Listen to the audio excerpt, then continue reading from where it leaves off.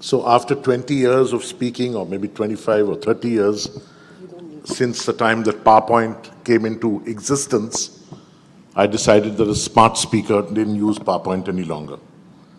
I think when you're speaking through slides, one of the greatest tensions of the speaker is not its content, but whether the presentation will work.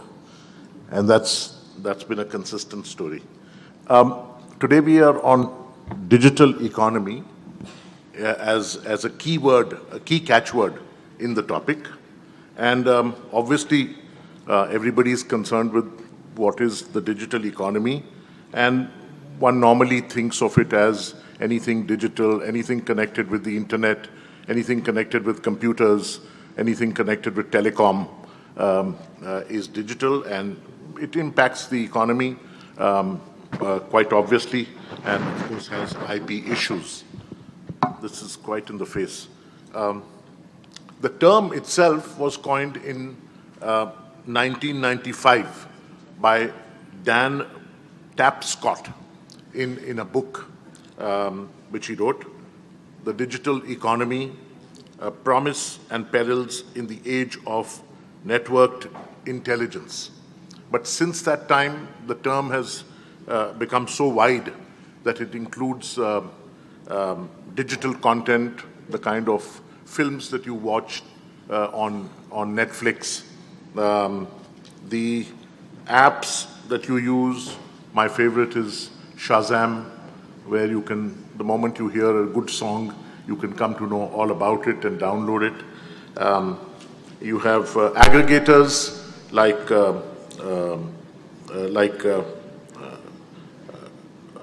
Zomato or Amazon, etc. And interestingly, I told you about the Christian Louboutin case in the Delhi High Court, which said that not every aggregator qualifies as an intermediary, and if they have a completely hands-off approach, like the shopkeeper's defense or a library defense, that kind of applies to only some, not to rogue websites that are making people members and giving them all sorts of services and kind of participating in the infringing operation that happens. The payment gateways like PayPal and Paytm and the kind of trademark disputes that they've had amongst them. And of course, you have subsequent topics on cryptocurrencies and Bitcoin and artificial intelligence, machine learning, and of course on blockchain. And I won't dwell therefore into those topics, but I'd like to concentrate on about 5 IP areas which seem to be of relevance. There are many IP areas which are impacted by the digital economy, but in the Indian context, 5 of them seem to be emerging or have emerged. I think the first and foremost is protection of software.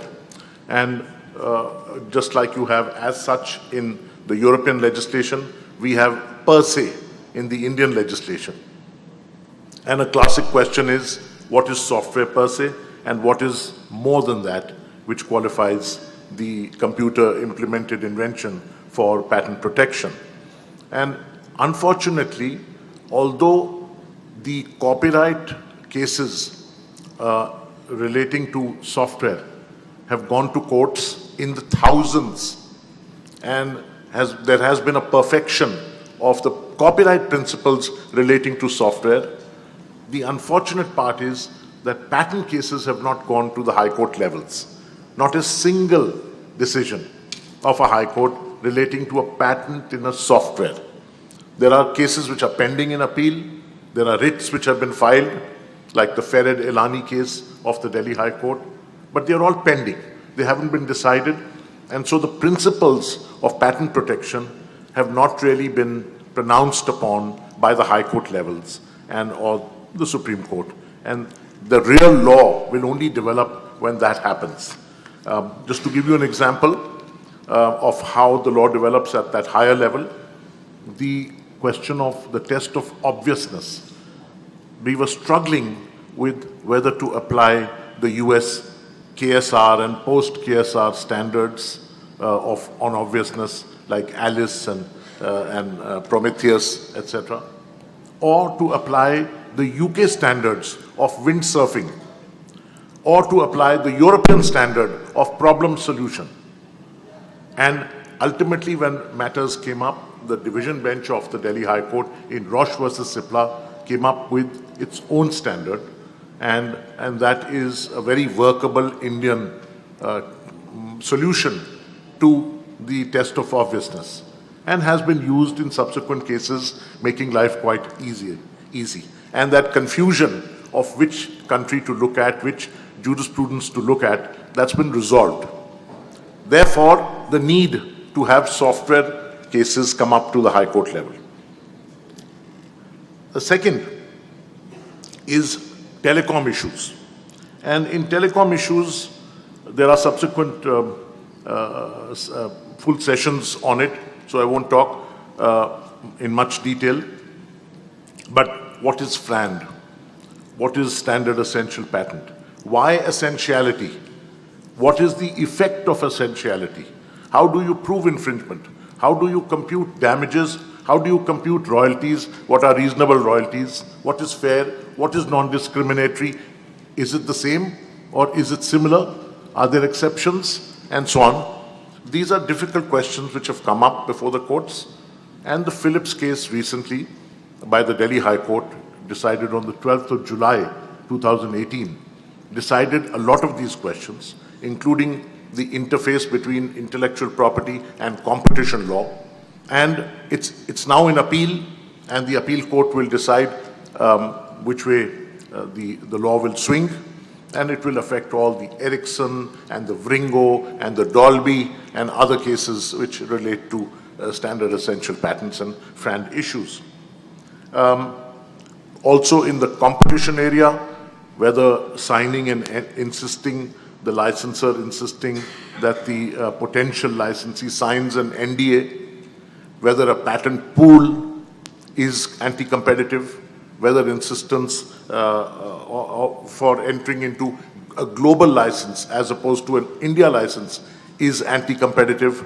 These are all issues which are going to come up. Some of them have been solved, some of them are still in appeal, and some are still in a formative state. The third area is privacy of individuals. And there's a draft personal data protection bill 2018, which the current government is trying very hard to pass.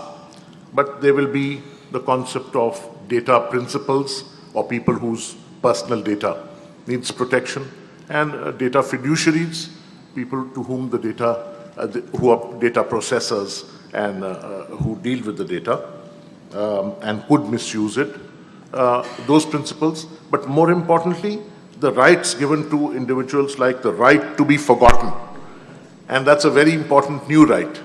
So for example, there was a case of Tata versus Greenpeace, where Greenpeace, after having lost all its legal battles, objecting to Tata's setting up a port facility in Orissa, which would harm the olive ridley green turtles.